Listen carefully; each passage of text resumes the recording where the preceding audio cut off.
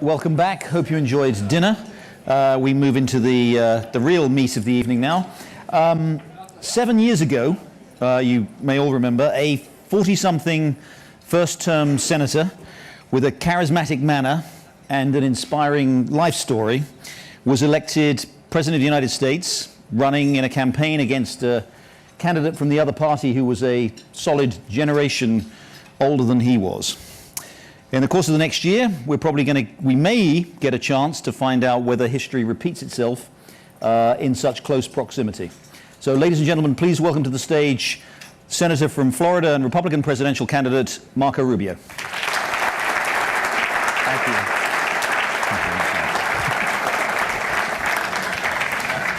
Thank you, Senator. Good to see you again in Milwaukee one week, Washington, D.C. next. There we go. Thank you very much indeed for being here.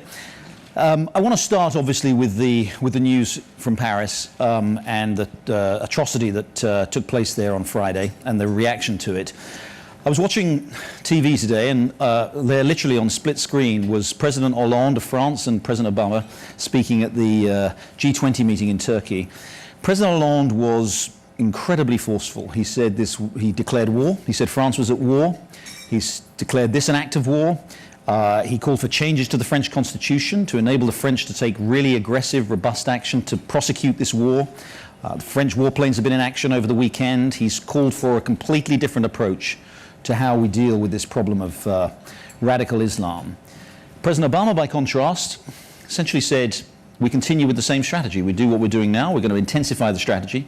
And he saved most of his animus, I think it's fair to say, for his critics at home who haven't been who have been criticizing him for not doing enough.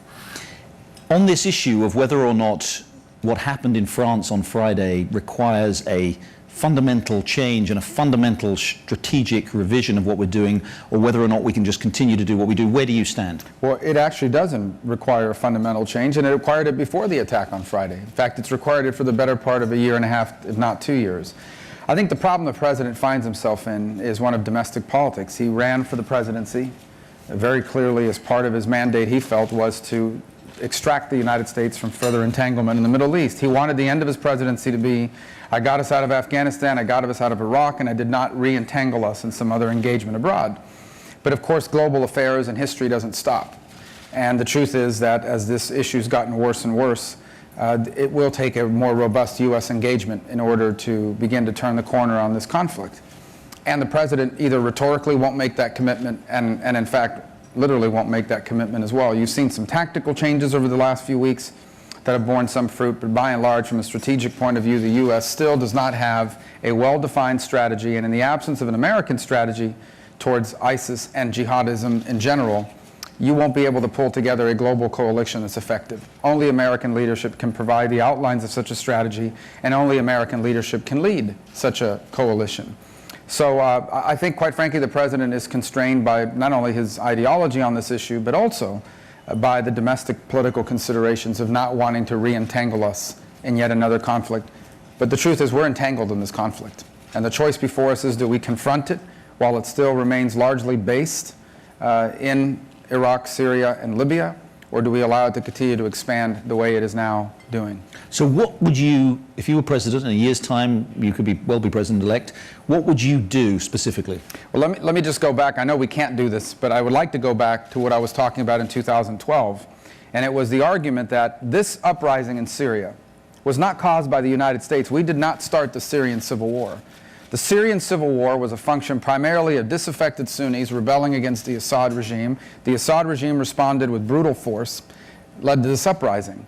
And I said at the time, and the record is clear, if we do not find members of that uprising that we can work with, this conflict is going to create a vacuum, and that vacuum will be filled by what it's always filled by in the Middle East, radical jihadists, particularly foreign fighters. That also played out in Libya. And so that's why I believe so strongly that we needed to do that at the time. We did not. And as a result, you've seen this play out. It is my belief that ultimately ISIS can only be defeated by Sunnis themselves. They must be rejected ideologically and defeated militarily by Sunnis.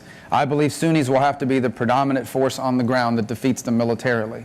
But I believe that will only have a chance of success if the United States pulls together the coalition and the effort to do so.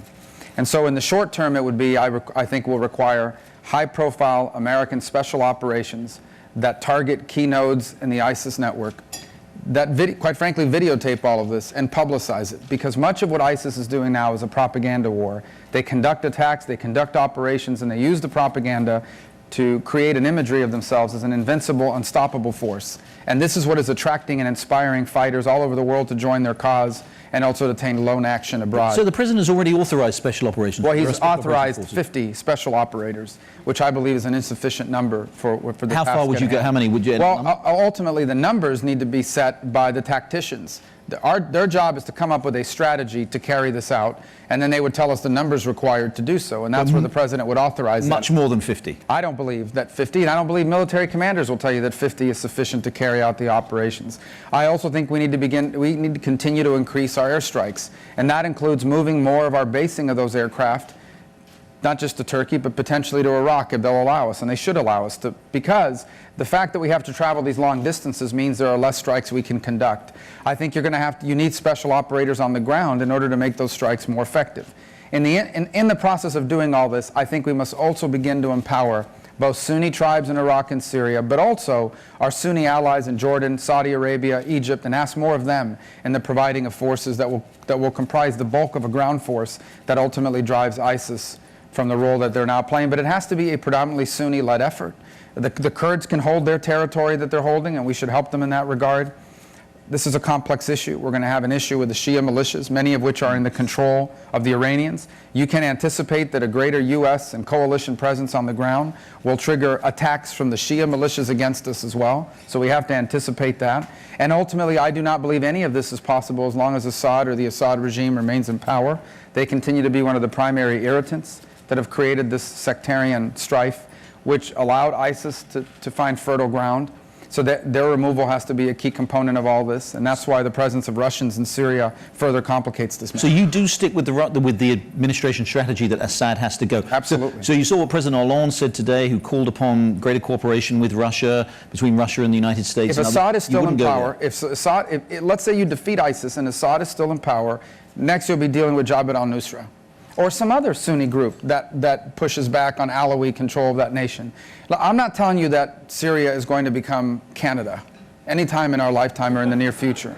I am saying that there is greater stability necessary there, and in particular, our primary national security interest is not to allow there to be any safe operating space from which these groups can grow. You see what's happening in Libya, largely underreported up to this point. Libya has now become the primary space where they recruit and bring foreign fighters for training and then export. It is perfectly positioned in Libya to conduct operations in the Sinai, into Egypt, and ultimately into Europe as well. And I think Libya is a growing problem in this regard. So you would authorize more forces in the region, perhaps in Syria as well as in Iraq, and in Libya. And in Libya. But who's the principal enemy in this war? Is it Assad or is it Islamic State? I think they're interrelated in the sense that Assad and his treatment of Sunnis in particular has served as one of the irritants that created a Sunni instability that the ISIS forces have taken advantage of. And others as well. Jabhat al-Nusra is doing that too. But ISIS right now is the one that's conducting these attacks. So I think as long as there's an Assad or an Assad regime in power, the irritant will still be there. That will lead to another radical Sunni movement taking advantage of what's happening. Again, it is not our job to put Syria back together, but we can most certainly ensure that there are at least elements on the ground that prevent the creation of these safe havens from which radical Sunni elements can organize, coalesce, train, fundraise, attract fighters, and ultimately conduct. But you know what the Russians say? The Russians say that Assad is the only plausible alternative to Islamic State, and that if you continue to try to topple Assad, you're going to strengthen Islamic State, and you're going to get more and more attacks like you had last year. Well, first of all, I don't think Assad has been successful at all in targeting the Islamic State, and neither have the Russians for that matter. In fact, if you look at the Russian conduct in the region, the vast majority of their strikes have been against non-ISIS, non-jihadist elements on the ground, because that's precisely the outcome that Putin wants. Putin wants to find himself in a situation after he's wiped out all the non-ISIS fighters on the ground that he can then turn to the world and say, in Syria there are only two groups left, Assad and ISIS. Whose side are you on? I'm not sure he's wedded to Assad personally, but the Assad regime, some sort of pro-Russian regime that allows him not just the land basing, but the sea base that they have there as well, and the geopolitical foothold that he's now been able to establish in the Middle East is a key component of his strategy for that region, because for Putin this is multifaceted. It allows him to show his country in the world that he is a power broker on par with the United States. It allows the world to be distracted from Ukraine. You see no discussion of Ukraine. And it also allows him internally, in Russia, to appear as a strong global leader, which he hopes that nationalism more than covers up for the economic catastrophe that is the Russian economy and the experience of the Russian people. So you reject this idea that we make common cause with the Russians against a common enemy, which is this Islamic fundamentalism, this radical Islam, as you've described? Well, as long as the Russian strategy is what it remains now, I don't know how we find common cause, because by and large the Russian strategy up until this point has been to wipe out the non-ISIS fighters and then force the world into a false choice between Assad and ISIS. And I think that's what further complicates and erodes our ability to work with them on this matter. You've called for a no-fly zone over Syria. That could potentially. I mean, the president ridiculed that today and said, most Islamic State has no air capability, and that Assad has been using very limited air forces, and that would lead to a direct confrontation potentially with the Russians. Well, for the Russians who are flying, for the thousands of people killed by Assad's barrel bombs dropped from both helicopters and airplanes, I'm not sure they would agree that it's been limited. A safe zone is important primarily for 2 points. One is to allow refugees fleeing the conflict to find a place to go that doesn't involve the dangerous journey and the unstable journey into Europe. And the other is to allow a place where non-Assad Syrians can organize themselves as an alternative to Assad long term, but also as an effective fighting force, Sunnis removing a Sunni jihadist movement like ISIS. They need a safe operating space. The only people with safe operating space right now in the Middle East is in Libya. It's what the Islamic State has been able to establish. And I want to make one more point about ISIS, because I want to be on the record about this. They are growing in influence in Afghanistan. They are in an open competition for the Taliban, to attract Sunni fighters away from the Taliban and towards them. They are starting to percolate in Pakistan, which is a dangerous development, given the fact that Pakistan is a nuclear-armed state. They conducted an assault last week in Lebanon, designed for purposes of fostering sectarian strife between Shia and Sunni. I think you're going to see greater engagement on their part in both the Sinai and ultimately into Egypt. And they have as a clear goal targeting the kingdom both in Saudi Arabia and in Jordan. They're primely positioned to do that already towards Jordan. This is a group that is not contained and is growing in its capabilities in the region, and has already shown is growing in its capabilities in external operations as well. But just to be clear, Russians are flying many sorties a day. A no-fly zone could bring the United States into direct confrontation with the Russians. You're comfortable with that? I think that we would be more than capable of discouraging the Russians from conducting those attacks. Primarily because we have down a Russian. Well, I don't think it would get to that point, but that would be their choice. Because we have a superior military capability than the Russians do in that region, number one. Number two, there's no excuse for the Russians to be bombing a no-safe zone that will be largely made up of refugees and non-Assad rebels who are there for the purpose of reclaiming their country and defeating the Islamic State. If, in fact, Russia's fight in the region is against ISIS, then they will have no reason to be flying over a no-fly zone, because there won't be any ISIS fighters in that territory. What needs to be done here in the United States to deal with this threat? It's clear, again, Friday showed how palpable this threat is and how real this threat is from potentially domestically. Most of these seem to have been French citizens. There was this issue of a migrant too. How vulnerable is the United States domestically to this kind of attack, and what would you do to deter it? We are vulnerable. What happened in Paris could happen in a major American city at any moment, at any time. Not that there's a specific threat that I'm going to share or know about. We know that this is true, that there is in fact elements that seek to strike us here in the homeland and have the capability to do so. It's just a question of whether they can carry it out. And we have disrupted plots. And the danger is multifaceted. It is external operators who could be sent here or have been sent here for a specific purpose. And it's also lone actors. This is the other facet of the external operations of ISIS. Lone actors that gain inspiration and tactical advice online from publications put out by ISIS about how to conduct an attack to inflict maximum casualty. And you've seen efforts of that as well. And that's why our intelligence programs are so important. I think it's a distinctive issue of debate in the presidential race. At least two of my colleagues in the Senate aspiring to the presidency, Senator Cruz in particular, have voted to weaken the U.S. intelligence programs just in the last month and a half. And the weakening of our intelligence gathering capabilities leaves America vulnerable. And that is exactly what's happened. We have weakened the U.S. intelligence gathering capability through a combination of disclosures by a traitor, Edward Snowden, and also through the weakening in our own laws of important programs that now are being phased out, and as a result will cost us the ability to gather actionable intelligence against elements operating in our territory. So one issue is this issue of surveillance, and some of the technology companies, Apple in particular, have been very, very, very emphatic in making the point that they want to protect their users' privacy, and that their privacy is important. And as we know, and we're probably going to find out increasingly from France and elsewhere, that there are all kinds of communications now that literally can't be accessed because of the changes that have been made in the interest of privacy. Would you force the technology companies to make that to make more of that information available? The number one obligation of the federal government is to provide for the national security of the United States. If someone in the federal government is found abusing these programs and these authorities, they should be fired and prosecuted for having done so. That said, we need to have real-time access to any actionable intelligence that will allow us to save American lives. The United States government has neither the competence, the money, or the time to spy on every American. And so that's not happening. But we need to have access to this information in order to save lives, especially in an exigent circumstance. And so we need the cooperation of these technology companies, but ultimately the authority of the United States may be necessary, because at the end of the day, the number one obligation of the federal government is to protect us from a threat unlike any we have ever faced. This is a unique threat. And when you mention about the technologies, you're talking about encryption, which is now increasingly being used as these groups have improved their capability at communication security. They have gotten better at how they communicate with each other. They have improved, they have learned both from the disclosures of Snowden and others, but also from failures in the past. They've learned from it and improved. We need to stay ahead of that. Will that guarantee that we're going to prevent every possible attack? It will not.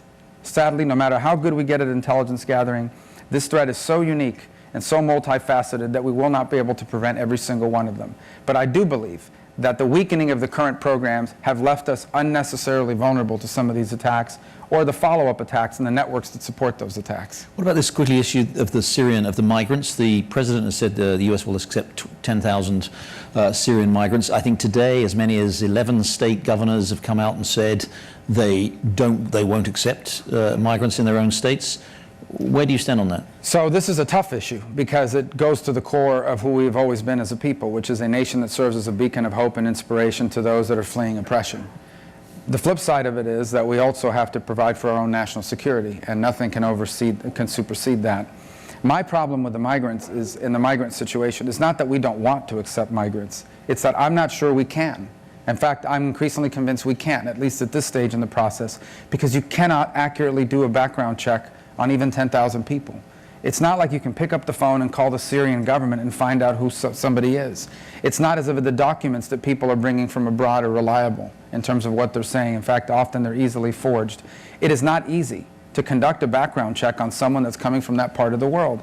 And here's the problem. You allow 10,000 people in, 9,999 of them are innocent people fleeing oppression, and one of them is a well-trained ISIS fighter. You've got a huge problem on your hands. And that's the problem that we have with this program. It's not that we don't want to do it, and it's not that we as a nation's heart doesn't break. But by the same token, what if we get one of them wrong? Just one of them wrong. The consequences could be extraordinary. And that's why I think a better approach is to create these havens within the Middle East, where some of these are ancient communities that have been present in the region for over 2,000 years, are being driven from their ancestral homelands.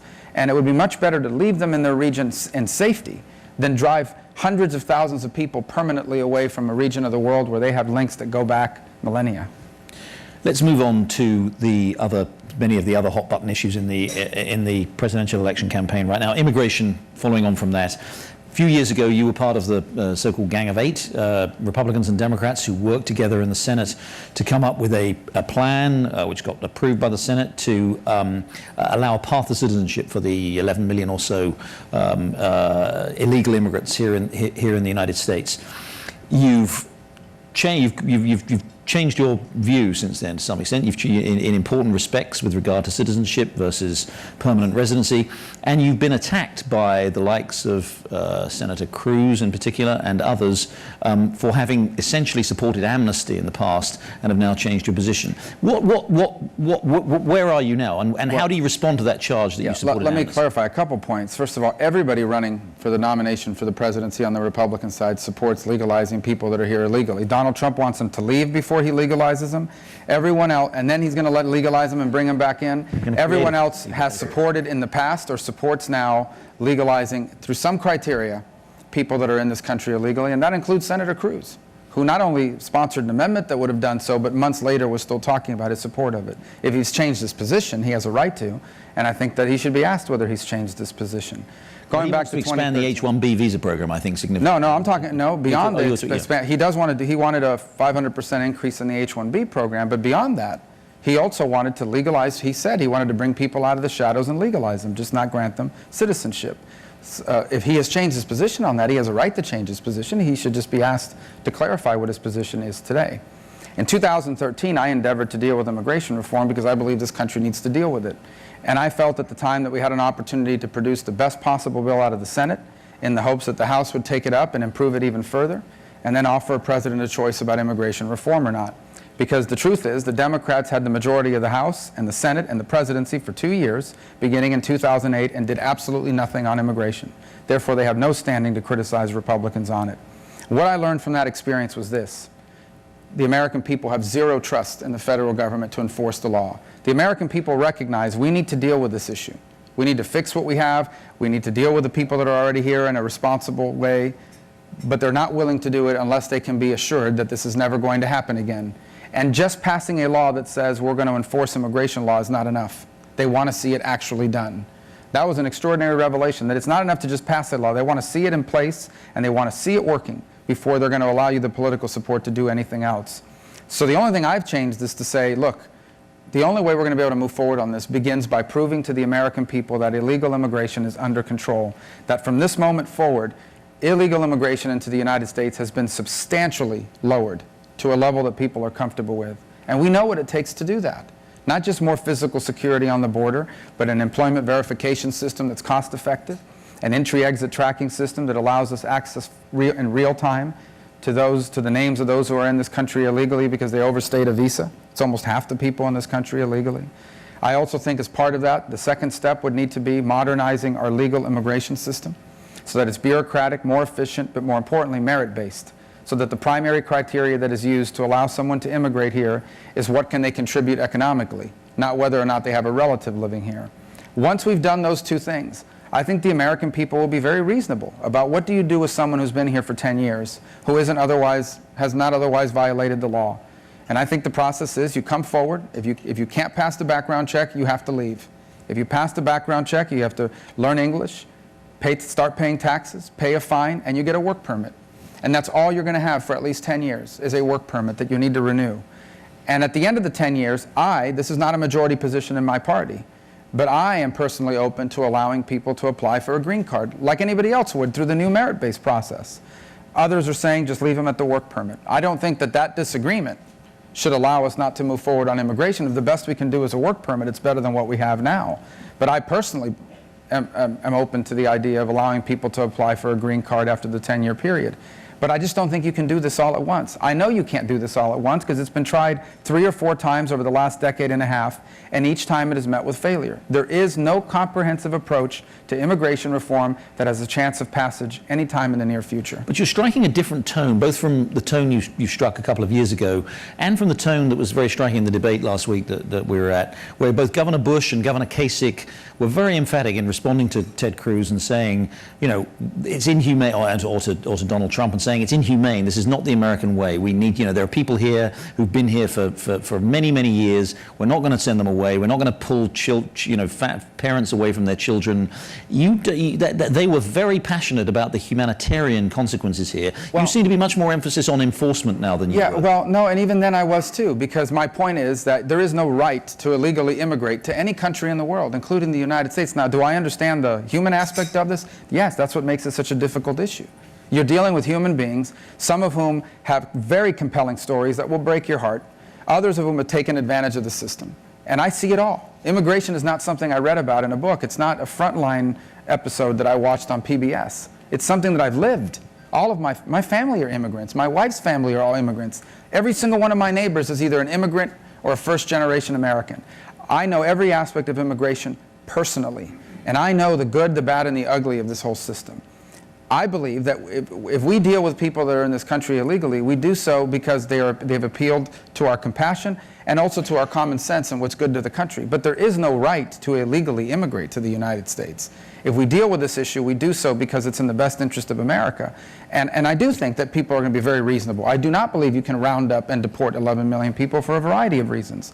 I also understand that we are not going to grant blanket amnesty to 11 million people. It's unfair to the people that are trying to come legally, and it undermines our ability to, actually encouraging more people to come illegally in the future. So again, if we can prove to people that illegal immigration is under control, and we can modernize our legal immigration system, I believe most Americans share my view and are willing to be very realistic and responsible about what you do with those who have been here for a significant period of time and can pass a background check. Let me ask you about the economy, particularly taxes. Now, all of the Republican candidates this time around are offering significant tax reform and indeed tax reductions. And you know, there's much less concern this time, as there was with, compared with where there was with Mitt Romney in 2012 about revenue neutral. You're all offering tax plans that essentially would, even with some dynamic scoring, would in the short term increase the deficit. Let me ask you about your particular plan, which puts much more, you don't cut the top rates of personal tax as much. You just bring that top rate down to 35%. But you emphasize a lot, a massive expansion in child tax credit. I asked you this about this last week. The various estimates have come up with upwards of 150, 170 billion dollars for the expansion of tax credit. The evidence is that once you expand these kind of tax credits, they become very hard ever for anyone. They're refundable too, so they're kind of there as a permanent fixture. They become very hard to reduce. And as I said to you, isn't this just another big entitlement program that you're creating for low-income families with children? Well, the tax policy is not an entitlement, and because the tax policy can be reformed and changed, as we're advocating that we do now. I would argue a couple points in this regard. The first is you can't just look at the top rate in a vacuum, because, for example, we take all business income, including that of pass-through companies, many of whom are paying on their personal rate that could be as high as 39.5%, and we lower all business income, both C corporations and pass-throughs, to a flat rate of 25%. We allow for immediate and full expensing of all investment in a business, which does away with the need for all these extenders and loopholes that now exist in the tax code. We move to a territorial system of taxation. I believe we remain the only major industrial nation on earth that now taxes on a worldwide system. These are all dramatic changes on the growth side of the plan. And that would encourage the repatriation of corporate overseas. Yeah, $2 trillion of American corporate cash sits overseas, the equivalent of the GDP of Russia. And I'm not saying we're going to get all of it back, but we're going to get a significant portion of it if we move to a territorial system of taxation. The issue on the personal side, you ask about the tax credit. And then I want to talk about the debt because it's related to the issue of revenue neutrality. I think that the tax credit I propose is not just pro-family, it's pro-work. Because you can't get the tax credit if you don't work. You have to pay payroll tax in order to qualify, even for the refundable portion of it. So number one, it's a pro-work tax. The other is it takes into account a very unique 21st century reality. And that is that it is expensive to raise a family in the 21st century. There are significant costs associated with raising children in the 21st century. And for working families, the tax code should reflect that by allowing people to keep more of their own money for things like saving for college, for things like paying for child care, which in at least 30 out of 50 states is as, if not more expensive than going to college. For things like the fact that, I know I'm raising 4 kids now, you can buy shoes for them in January, and by March or April you got to get new shoes. These are real expenses that face working families. So it's a pro-family, and it's also a pro-work endeavor that tries to reflect the tax code that reflects the reality of 21st century life for a growing number of Americans. On the issue of the debt, we need to understand the debt's importance is not just the sheer dollar. If Italy had a $5 trillion debt, it would be a catastrophe. If America had a $5 trillion debt, we wouldn't even be talking about the debt, because we have an $18 or $19 trillion economy, GDP. Our goal is to bring the debt down and to a sustainable level as a percentage of the overall size of our economy. There will always be some level of government debt, but it has to be a manageable level. How do you do that? Through a combination of 2 things. Number one, you dramatically grow your economy through robust growth, which is what the business side of the plan tries to do in taxes, along with regulatory reform, because the growth comes from the business side of the tax code. And the second thing is you must tackle entitlement programs. I'm from Florida. There are a lot of people on Medicare and Social Security in Florida. That's not well known, but there are a lot of people in Florida on Medicare and Social Security. My mother is one of them. We've seen them driving cars, I think, don't they? My mother is one of them. He said that, not me. My mother's one of them. She's 85 years old. I don't want anything that's bad for her. We still have time to save these programs in a way that brings their long-term spending trends under control without disrupting anything for current beneficiaries. But we need a president and we need public officials that are going to be honest with people like me. I'm 44 years old. My Medicare and Social Security is going to look different than my mother's, one way or the other. It will either be a program that's facing a crisis or it will be changed. I'll have to retire at 68 instead of 67. My benefits may not grow as fast if I've been financially successful. My Medicare benefits could very well be the option of taking my Medicare money and purchasing a private plan that I like better. These are not unreasonable changes, and they begin to bring stability long-term to a program that were designed when there were 16 workers for every retiree and are now headed to 2 workers for every retiree. You've got to do both. You can't just do the tax plan, you must do the entitlement reforms, or you will never bring this debt under control, and you will have an American debt crisis. That is an unavoidable outcome of the current trend line. I want to give the CEOs a chance to ask a few questions, but 2 more very quick topics, if I may. I tried to filibuster. You've done you've answered lots of questions very directly. All the Republican candidates have been very critical of the Federal Reserve. We saw that again at the debate last week. Very, very, very critical of the policies of the Federal Reserve, and in particular of Janet Yellen. Can I just ask you outright, if you're president in 2018, you get a chance to renominate Janet Yellen, would you? I would not, but I'll tell you why. We become Fed obsessed. I don't understand. Everything on the news today is, what's the Fed going to do? That's not the job. The Fed is say that. The Wall Street bank. Journal won't have anything to say. If we I know. Well, hopefully you'll have a debate about fiscal policy. The Fed is no substitute for tax policies, regulatory policies, fiscal economic policies that create an environment that's conducive to economic growth. In fact, the Fed oftentimes, by trying to compensate for bad fiscal policy, ends up making policies that dramatically alter the economy in very negative ways. Do you have somebody in mind that you would know right now that you don't? Maybe someone in this room. No, I don't. I mean, it's presumptuous. But definitely not Janet Yellen. That. Yeah. Well, my problem is that this notion of a Fed that is overactive and believes that it is its job to manage the economy, I think has done harm to America. Easy money did harm during the housing crisis era. Easy money's done harm to Main Street now. The access to easy money has allowed, as we were talking earlier at the table, for a large number of companies to borrow money at 0 interest and use it to buy back shares and use it to goose up the stock market. Has also used it for mergers and acquisition, but it has made personal savings for individuals negative. It has, in many ways, had a negative impact on the lives of everyday Americans. And my problem is, I think we've reached, that's why I'm really a strong believer in some sort of rules-based Fed policy, because at least it provides some level of certainty, as opposed to this sort of instinctive, we are going to get in a room and we're going to debate for a couple hours about what we should do, but it's not based on any sort of metrics that you can predict. And the result is, maybe it's good for those who cover financial news, but it's just this onslaught of constant speculation about when are interest rates going to go up, and the impact that that's having on uncertainty that it injects into the economy, I think is counterproductive. We need a Fed that is what it's supposed to be, a central bank that has solid monetary policy and allows us to smooth out the ebbs and flows of the economic cycles. But by and large, growth in our economy is due to a robust private sector that has the confidence to invest in the future, because we have economic policies that make us globally competitive vis-a-vis the rest of the world. Quick final question on trade. President just concluded a deal with 11 other Pacific countries and the Trans-Pacific Partnership, big trade deal, one of the biggest trade opening deals that's been signed in this region in a very long time. You've had a show. They published the details of the deal a couple of weeks ago. I'm sure you haven't read all 5,500 pages yet, but you've probably got a bit of time on your hands, so yeah, I'm sure you get plenty of chance. But this is going to be a hugely important issue. I agree. Every Republican president since Herbert Hoover has supported trade opening measures. Presidents of both parties have supported trade opening measures. Will you vote for the TPP? Well, I support free trade. I support a TPP. Whether this specific one I'll support, we have to review. We just literally got it, I believe, a week ago, Thursday or Friday. We have a 90-day review period. I want it to succeed. I hope there's not something in there that I can't be supportive of. Not that I expect it to be perfect, because I think this trade deal is important.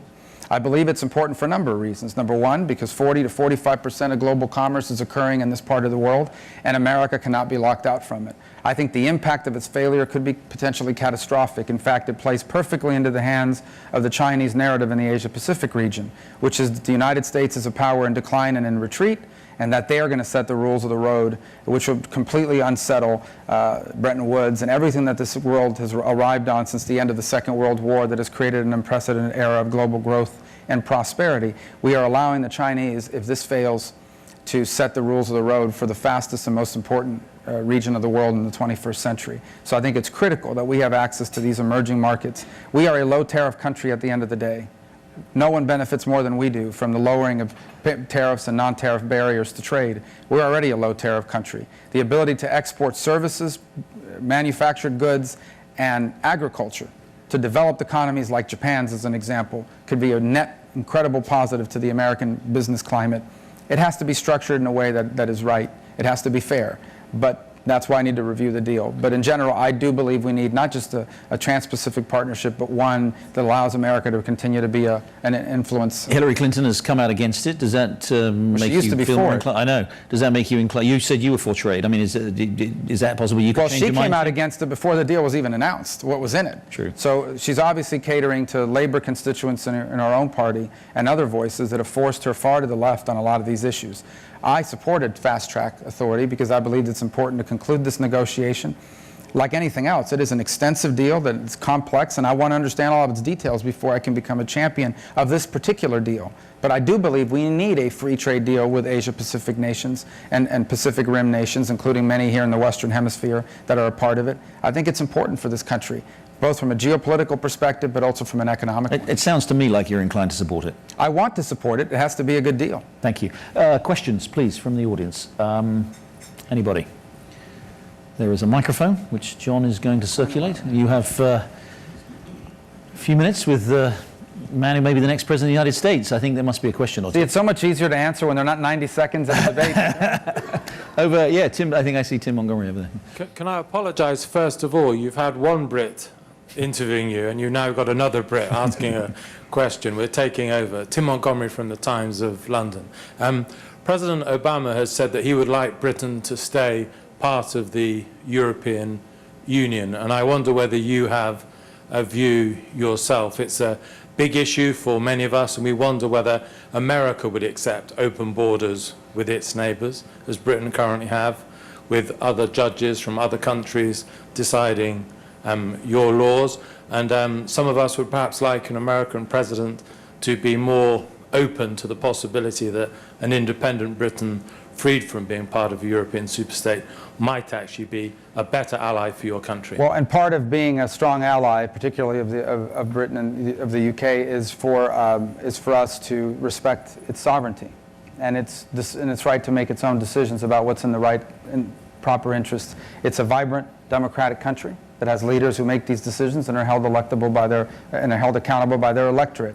And so I don't think it's proper for an American president, or for that matter, an American presidential candidate, to tell the UK what is right for them, any more than it would be right for the UK to tell us that they wanted us to sign NAFTA or some other agreement. So I would just say in that realm that irrespective of what decision the UK makes, they have a right to make it. We'll respect whatever decision their elected leaders make, and they'll continue to be among certainly our best friend in the world and one of our strongest alliances either way. But ultimately, that's up to the leaders of that country to make it their decision about what's right for their future. And either way, it's not going to change the nature of our relationship. One or two more questions. As Robert said at the start, we have companies that represent many, many millions of employees here, so I'm sure their concerns are live. Thank you. Since you had an Englishman, I might as well get an Aussie into the game. Another great friend in the world. There you go. Just talking about Syria for a minute. It looks like the outcome with the Russians coming in looks like the balkanization of Syria. How would you deal with that if that's the end game, and what do you think about that? Let me be frank about something, because I don't want to make headlines with this, but what the heck. I think the border of Syria and Iraq has largely been erased by this conflict. Now, whether that's a permanent status or not, I don't know, and perhaps we hope not. But if you look at it, it's already balkanized. You have an Alawi enclave in the areas near Damascus. You have a massive Sunni population that straddles that border. You have Kurds up north, both in Syria and in Iraq. You have a Shia majority in the central part of the country around areas like Baghdad and in the central part of the nation. You have Christian communities that have been driven from different regions but still represent a substantial portion of the population that hopefully can return to their ancestral homelands. So, and you have, in frankness, artificial lines that were driven that were drawn without any thought process to all of this. Now, ideally, we would want, in an ideal world, the nation-state elements there would remain in place, but it's increasingly difficult to envision how that's going to happen anytime in the near future. And some of that was touched upon by the comments that I've given here today. And that is the need to work more closely with our Sunni allies in the region, because I think they must be the ones that defeat ISIS. But that will drive, in some respects, a potential wedge with some of these Shia groups that largely sponsored and directed from Tehran. And so I think the region is already increasingly balkanized, and has been, quite frankly, for a significant period of time, in many respects even before the invasion of Iraq. Some of these elements already existed on the ground. So that's what I alluded to when I said I don't think you're going to see Syria turn into Canada anytime in the near future. Our national security interest is not in ensuring that neat nation states reform. We would love to see that stability come, because it would be good for the people of that region. But our national security interest is in ensuring that in the process of all that instability that I've just outlined, there is not created vacuums, safe operating spaces for radical jihadist groups with external desires and external ambitions to organize. And that's what's happened. That this whole instability that I've just described and that you alluded to has created vacuums and spaces that have been filled, and where they've been able to create these safe havens from which they operate. In the absence of safe havens, these terrorist groups cannot conduct the sort of external attacks we now see. Al-Qaeda needed safe havens in Afghanistan to conduct 9/11, and ISIS needs the safe havens it's had in al-Raqqa and now in Libya to conduct the attacks we now see them conducting. And it's in the national security interest of the United States and the West to prevent those safe havens from taking root. And beyond that, obviously one of the best ways to prevent them is to have nation states that govern their territory. But the challenges to that, after all of that's happened, are going to be extremely difficult, given the polarization. One more question, and then we've got to wrap up. Yes, so over here. Yes. Yeah, I'm Nick Pinchuk, and I'm not from overseas. I'm from Snap-on Tools, Kenosha, Wisconsin. All right. Wisconsin, there you go. What part of Australia is that in?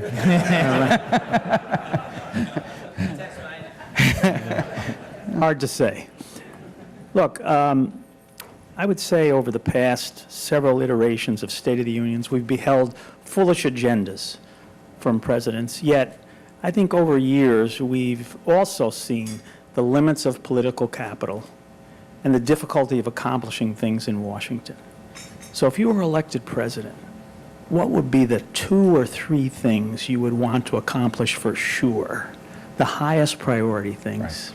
I think that's an excellent question. In fact, that's one of the things I point to quite often. Presidents take office with a limited amount of political capital, and there's no interest on that capital.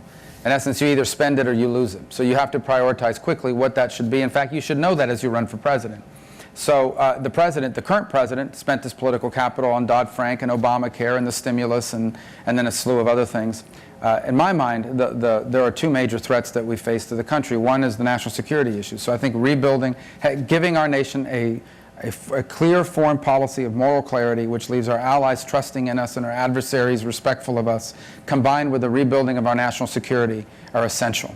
And I understand you'll hear later from the Secretary of Defense. He will share with you, I hope, how catastrophic this defense sequester is to the long-term viability and strength of our national security apparatus in this country. It is the most important thing the federal government does.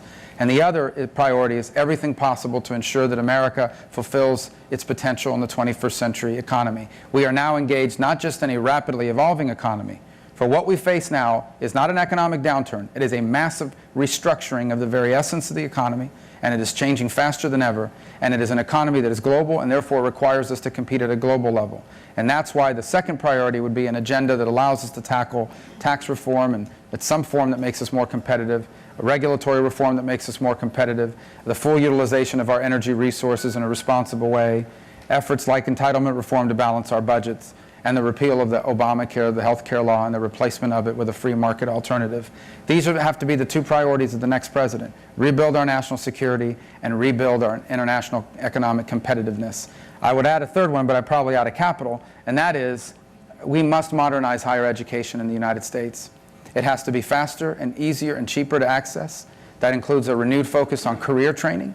Some of the best jobs of the 21st century require more than traditional high school, but less than 4 years of college. It involves alternatives to things like more competency-based learning, for example, that allows people to get credit for what they've learned on their own through life experience and work experience, and package the rest through a variety of sources. That's why I've proposed alternative accrediting models that will open up the space for that, and alternatives to the traditional student loan, including the student investment plan that allows graduate students and others to go to investment groups to pay for their studies instead of taking out a loan, and more information, like Right to Know Before You Go, that says that before you take out a student loan, schools will be required to tell you how much somebody makes when they graduate from that school with that degree. So that's a lot of political capital, but these are the essential issues before our country that I hope we'll confront in the next presidency. Ladies and gentlemen, I think you all know the Senate has a very busy schedule that takes him all over the country in the course of the next 6 months, so please join me in thanking him for taking the time to be with us tonight. Thank you very much, Lisa. Very good to see you. I appreciate it. Thank you. I'm the leading state sponsor of terrorism.